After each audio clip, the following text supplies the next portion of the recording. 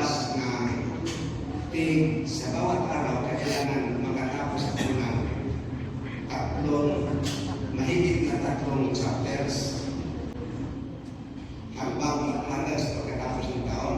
Pero ginawa ko siya 4 chapters kada araw. So, alam na po kung basahin ko yan sa gabi, sa umaga o sa hapon, basta makalagay ako ng 4 chapters. Ang maganda dito, kasi kahit alam na natin, kapag binasa mo, mapasabi mo siya, anong nakalitaan na ganito. So, yan ang maganda pa namin na mahal na kapatid. Minsan, may pagkakataon na pagpalain ka ng Panginoon sa salita niya, bigla lang na tayo ang malalahin mo. Minsan, may mga pagkakataon na tutulog yung luha.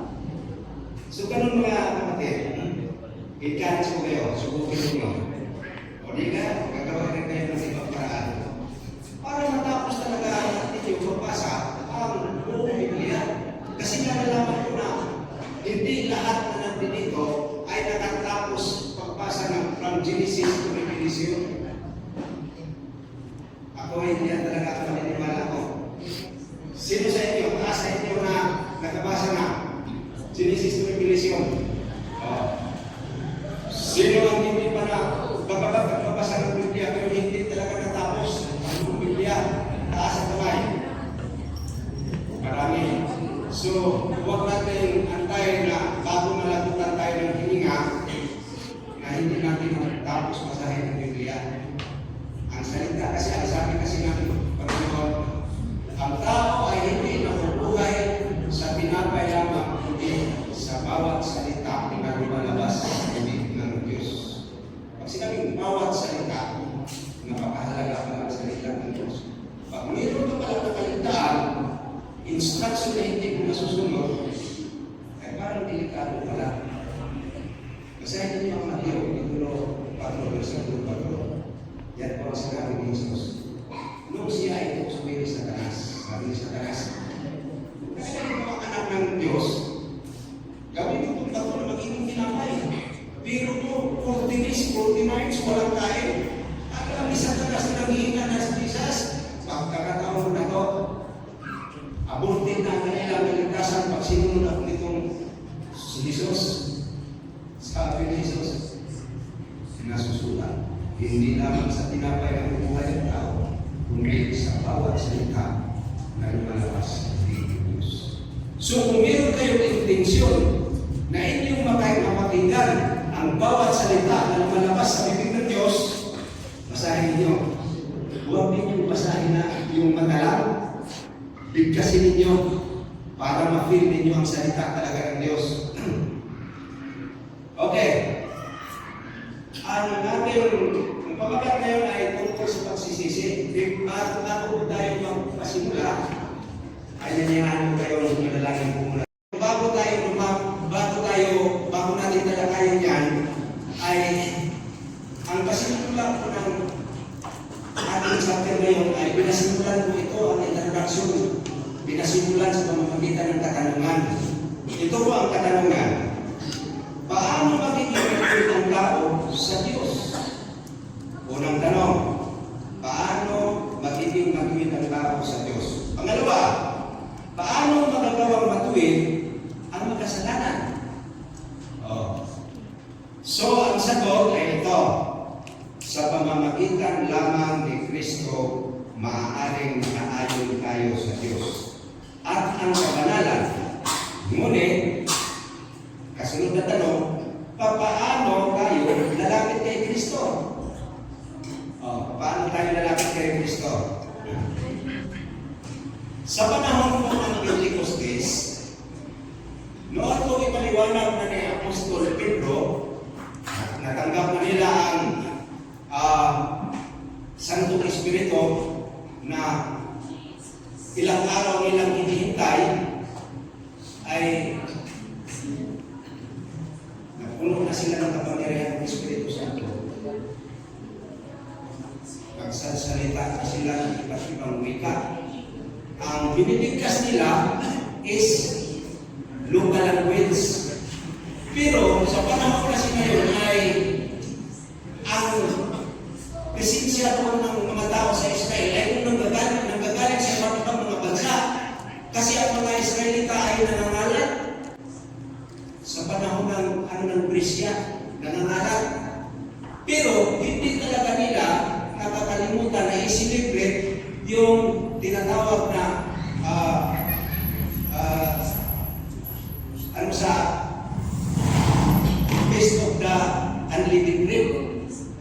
Ano sila? Saan mga Hudiyo na nagaling sa ibang lugar.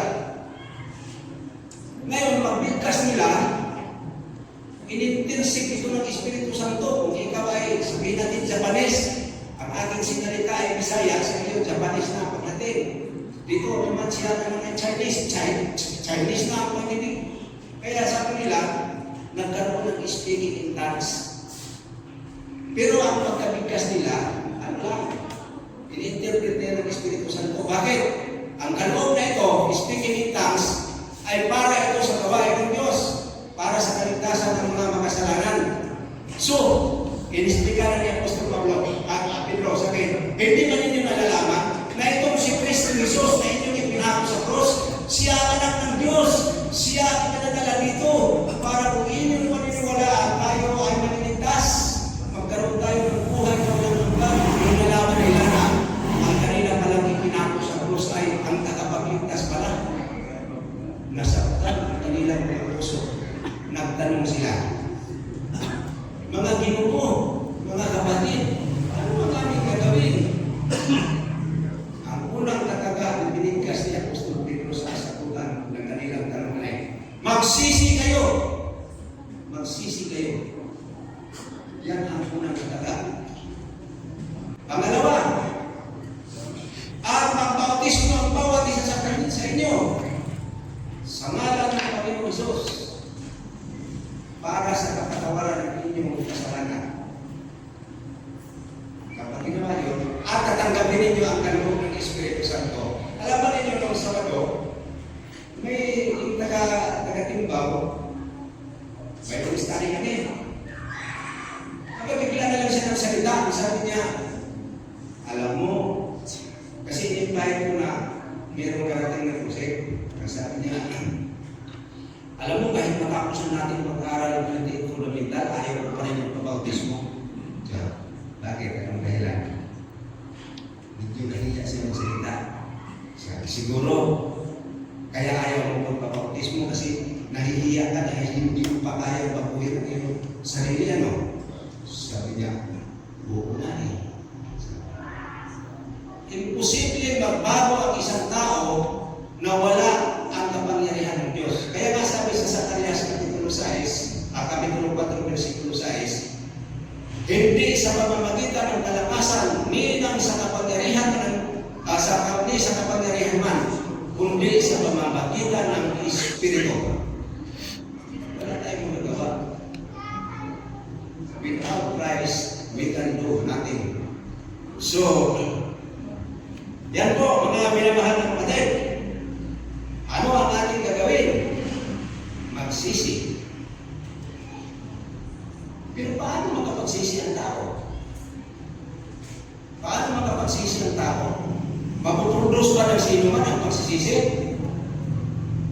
Mga minamahal na kapatid, ang pagsisisi ay hindi makapag-produce kahit gaano ka pagka-intelihente, kahit gaano ka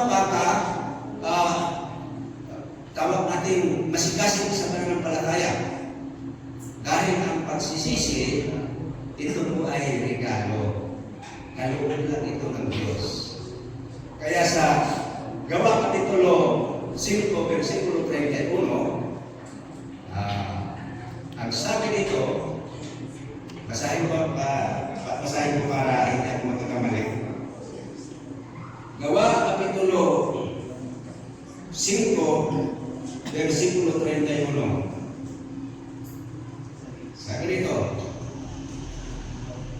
siya ay pinagkakila ng Diyos ng kanyang kanang kamay upang maging prinsipe at tagapagligtas at upang magbibigay ng pagsisisi sa Israel. Kita mo, ibibigay na, di ba? Kapag hindi ka pinagkalooban ng pagsisisi, hindi ka talaga makapagsisisi. Oo. Lucas 24, versikulo 47.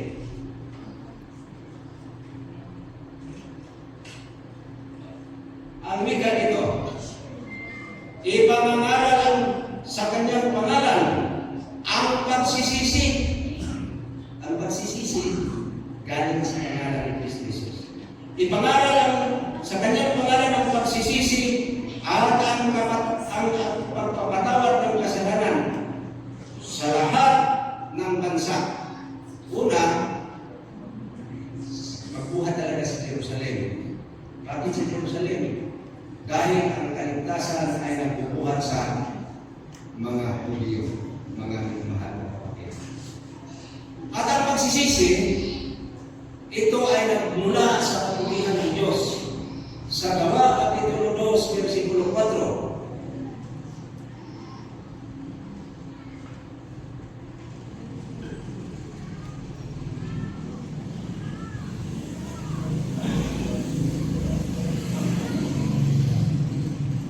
Sabi nito,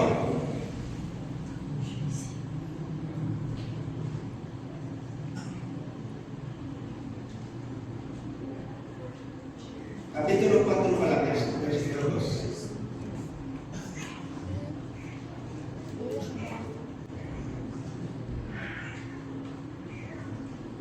Ay, Roma pala. Ayan, nagkakamali ako. Sa Roma pala. So, yeah. Romans, chapter 2, verse 4.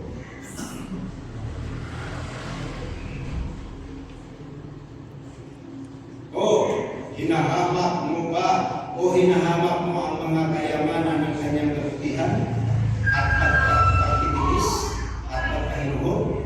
Hindi mo nalalaman na ang kabutihan ng Diyos ay siyang umaakay sa iyo sa pagsisisi. Kailan aakay ng tao sa pagsisisi? Mga minamahal ng kapatid, kung tayo po ay magbabasa ng salita ng Diyos. Kapag nakikita mo sa banal na kasulatan, kundi kaya iyong narinig sa tagapagsalita, mga speaker, na kapag sinasabi na si Kristo Jesus ay pinadala ng Ama para sa kaligtasan ng mga kasalanan, talaga doon sa pagkakagalang tao, may nakita siya ng puma. Ano ba siya ng tao? Pero puma lang. Pero transparent. Sunatan mo siya kay Jesus. Sabi niya kay Jesus, ang Diyos na Ama ba ay meron din persona katulad mo? Yes, meron. Pero hindi mo na makikita. Sabi niya, sapagkat sa oras na yung makikita ay you have to cease to exist. Mamamatay ang tao. Ganun din ang sabi ng Diyos kay Apostol, ay kay Moses, nung sinabi ni Moses, pakita mo sa akin ang iyong kalwalhatian. Sabi niya, nakikiusap ako, pakita mo sa akin ang iyong kalwalhatian. Sabi ng Diyos, sige, pakita mo sa iyo ang aking kalwalhatian.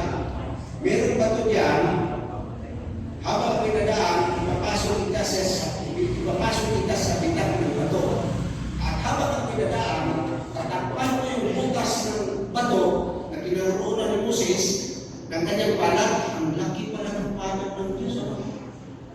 Habang ang pinadaan, tatakpan kita ng aking palat.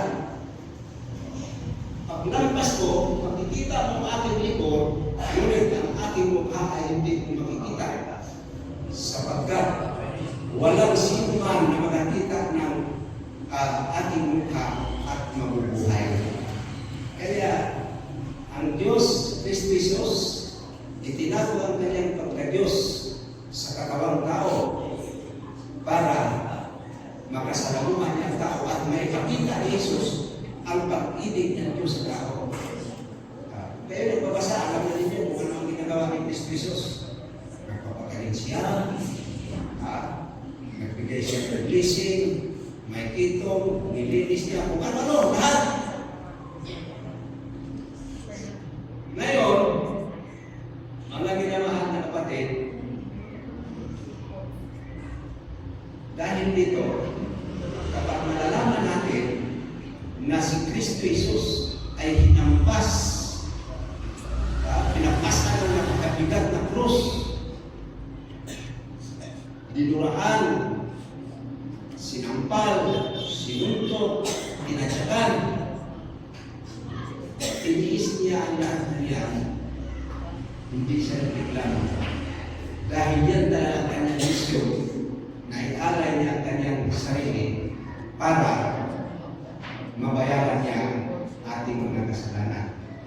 So, kapag nakita ng tao ang kabutihan na ginawa ni Kristo para maligtas tayo, yun na ngayon ang kikilos na ngayon ng Espiritu Santo sa ating puso na yan ang pagmamalasakit ng Diyos sa makasalanan para lang hindi niya dadanasin ang napakasakit na kaparusahan na gagawin kang human litson. Lilitsunin ka hanggang sa ikaw ay maabot sa panahon yun, yung tinatawag na impyerno. So yun po ang pagsisisi, 100% gawain ng Diyos. 100% gawain ng Diyos. Ang wika ng Bible interest, hindi ako makapagpabautismo hanggat hindi ko mababago ang aking sarili. Ang wika ko, hindi ka talaga mababago kahit anong sikap mo. Dahil ang Espiritu Santo, siya lang ang ipinagkaloob. Kasi ang sabi sa Biblia, na tayo ay templo ng Espiritu Santo. Kailan ka magiging templo? Kapag tinanggap mo na si Kristo Jesus, kaya nga, ang sabi sa Gawa Kapitulo 2:28, magsisi kayo at magbautismo sa ngalan ni Kristo upang mapatawad ang inyong mga kasalanan at tatanggapin ninyo ang Espiritu Santo. Kapag hindi magpabautismo ang tao, hindi makatanggap ng Espiritu Santo, kahit anong sikap niya na mapapadal siya, magbabago siya, maaaring maglabas lang limang kaloob, hindi mababago. Hindi po mababago.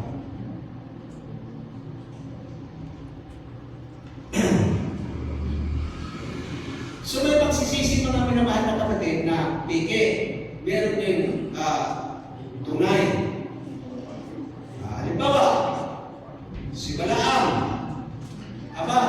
Si Balaam, nakita ni Balaam na ang anghel ay nakaabang sa daanan na pumot ang buwan, kanyang espada, nagsisisi si Balaam. Ang pagsisisi niya, hindi dahil sa kasamaan ng kasalanan ng kanyang nagawa, ang intensyon niya na pupunta doon kay Balak para sumpain ang Israel. Hindi siya nasasaktan ng dahil sa ginawa niyang kasalanan, hindi na natatakot siya sa kinahinatnan ng kanyang masamang ginagawa. Nagtulang sa kanya ng pagsisisi. Si Judas, nagsisisi si Judas. Pero ang pinagsisihan niya ay hindi talaga yung kasalanan ng niya sa Diyos, kundi nagsisisi siya na tumitingin siya sa future kung ano ang magiging kahinatnan ng kanyang ginawang pagtaksil o pag-tribute niya kay Kristo Jesus. Nahiya pang lumapit kay Kristo.